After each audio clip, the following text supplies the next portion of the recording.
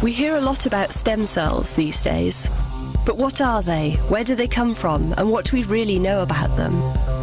Inside our bodies, there's a microscopic world, busy and complex like the world around us. Stem cells build and maintain this world.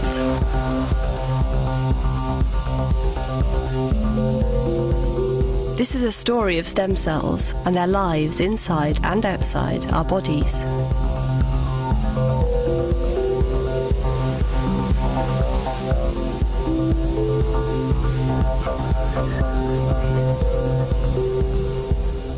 Life begins with one cell, the fertilized egg. Throughout development, cells divide over and over again to produce the billions of cells that make up the body.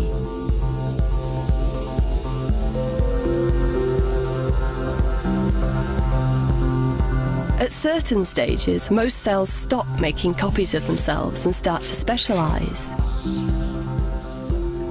When we are fully formed, almost all of our cells are specialized. Cells are very beautiful things when you see them down the microscope. Normally they're so minuscule we can't see them, even though they're what make us all. And each type of cell has its own characteristic. Some types of cell grow together, very closely together, and form beautiful patterns. Other types of cell will move away from one another. Some cells become big, other cells are always very small. It depends on what type of cell they are.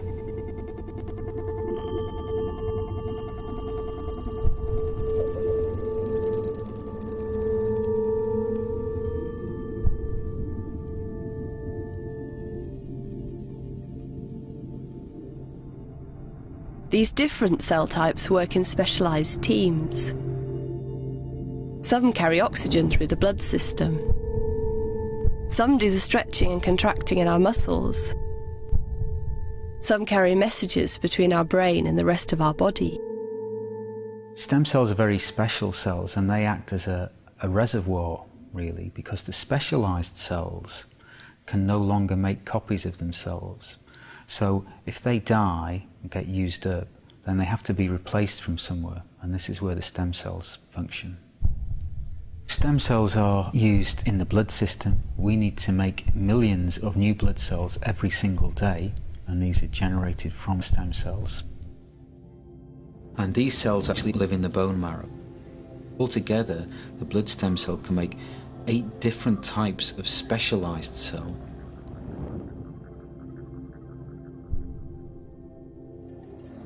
They're used in the skin. We need to make new skin cells all the time because we're always wearing away our skin. And actually now we know they're present even in the brain.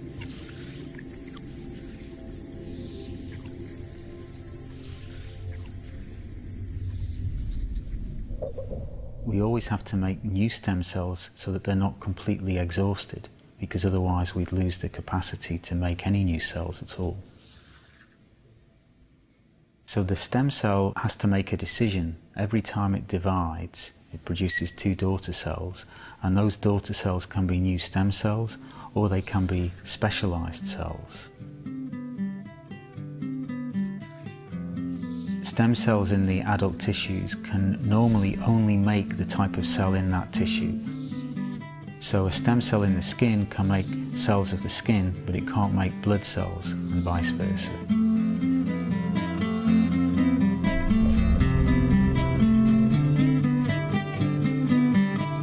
Stem cells are already useful in medicine.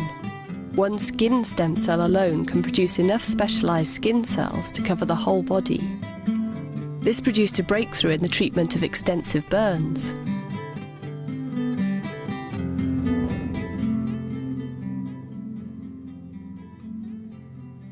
When a person is heavily burned, what we do, we take a sample from an unburned area, and this skin sample, we take it apart, and we get the cells out of it, and we seed these cells in a culture flask, like this one, and we feed the cells with a special liquid, which is full of protein and sugars. You know, they need to eat, like you. And at some point, these cells will divide, will multiply, and they will cover the entire bottom of the flask. We remove these cells using a special chemical, and we get this sheet of cells into the surgery room, and we transplant the patient with it.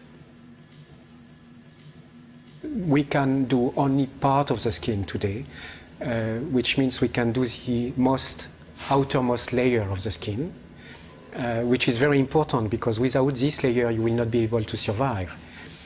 However, we cannot reconstruct sweat glands or hair follicles. So these burned patients, their life has been saved with stem cells, but they have no hair and they don't sweat. That is obviously a problem. I mean, they are alive, but I cannot say they have a normal life like you and me. So that's why, many laboratories around the world are trying to understand how the skin is built to be able to reconstruct it in the lab so we can improve the life of these patients. Stem cells are also used to treat patients with blood disorders, such as leukemia. A transplant of just a few blood stem cells is enough to repair the entire blood system. Stem cells for specific tissues and organs can only make the cells of that tissue. We know there are stem cells in skin, blood, guts and muscles, but we don't know whether other organs have their own stem cells or how useful they will be.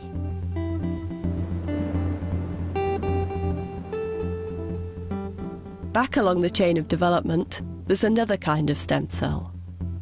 It's controversial. It can become any specialised cell, the embryonic stem cell. This cell comes from a blastocyst, the stage of development before implantation in the uterus. For fertility treatment, blastocysts are produced in the laboratory. If they are not used for a pregnancy, they can be donated for research. In the early embryo, there's a group of cells that can give rise to all the tissues of the body. These cells are the ones we're very, very interested in because we know that we can take the cells from the early embryo and grow them in culture and maintain them in a state where they can contribute to all the tissues. What we're seeing here is the blastocyst stage of development.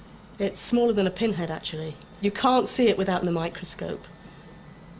So basically at this stage, the cells in the embryo, these are the cells here, they can make any tissue at all. What we have to do is isolate these cells. One way is we can remove the trophectoderm cells so that we're just left with a clean inner cell mass. So we can grow these in culture and they'll grow, multiply until we have large numbers of these cells that still have the capacity, are still able to form any tissue at all. Embryonic stem cells can become heart, blood, brain or skin cells depending on the way they are grown. These stem cells have turned into heart cells.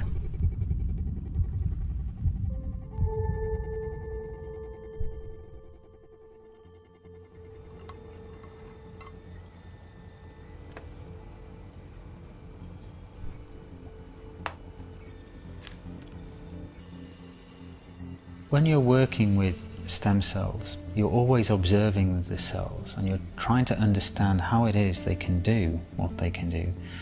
And you're trying actually to make them do what you want to do. It's almost like a battle of wills.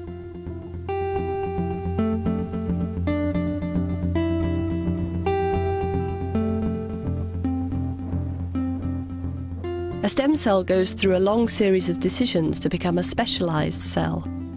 A combination of internal and external signals guide each stem cell along the path towards specialisation. These signals are normally provided by the body. By figuring out how to recreate these signals in the lab, scientists aim to grow pure populations of almost any cell type. The challenge to us then is to understand each decision and how it's controlled, and then how to provide those signals to impose the direction on the system. And once we get to a point where that begins to happen, then you suddenly see, well, actually we could use this then to address medical conditions and medical problems. So work that we have been doing recently has been focused on trying to make stem cells for the brain from embryonic stem cells. And it turns out that we're able to do this, and that these neural stem cells, as we call them, now are no longer able to make every type of cell. They can only make 3 types of cell, the 3 types of cell that exist in the brain. So this is an important first step, we believe, in creating a useful and very powerful system that can be applied both for drug screening and perhaps in the end for transplantation. These lab-grown human cells, produced in large numbers, provide improved models for testing and screening new medical treatments, and may reduce the need for animal testing. The same cells may also help us understand what goes wrong in complex diseases, like Alzheimer's, Parkinson's, and diabetes. Diabetes is a chronic disease defined by these high blood sugar levels that stay high just because there is not enough insulin. We know that the insulin is produced by cells in the pancreas. We call them beta cells. Transplantations of those cells are now done in clinics. Those cells are isolated from donor organs. After transplantation with those cells, you can normalize diabetes and you can correct diabetes. The major obstacle to beta cell transplantation in diabetes is the shortage in donor cells. We can transplant only 25 patients per year, while there are more than 50,000 patients in Belgium that are treated with insulin. We have to look for other techniques to produce insulin-making cells in the laboratory. What the researchers try to do is first examine this path, this evolution between the embryonic stem cell and the insulin-producing beta cell, and then to also try to isolate the different stages, the different kind of stem cells on the way to beta cells. And if one can then isolate them and let them grow, proliferate in the laboratory, then you can make as many insulin-producing cells as you want, and that's the goal of many investigators in the world. The embryonic stem cell area is a very exciting area. It really has opened a new world, that of regenerative medicine. We have now bridges between all the laboratories that have a particular expertise working together.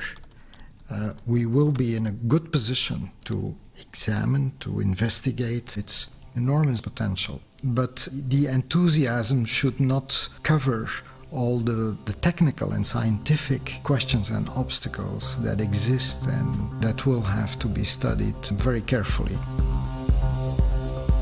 Stem cell research is a fast-moving field. Around the world, new findings are constantly reported, creating new questions and fresh challenges for scientists seeking to harness these cells and to shape future medicine. So cells are the building blocks of the different tissues and organs of the body, and many people are interested in this. But what captured my imagination was when I realized that in development, cells actually have to make choices and decide to become different types of cell, and understanding how that is controlled, how that decision is made. If you could understand that, it seems to me, then you would really understand the most important thing about life.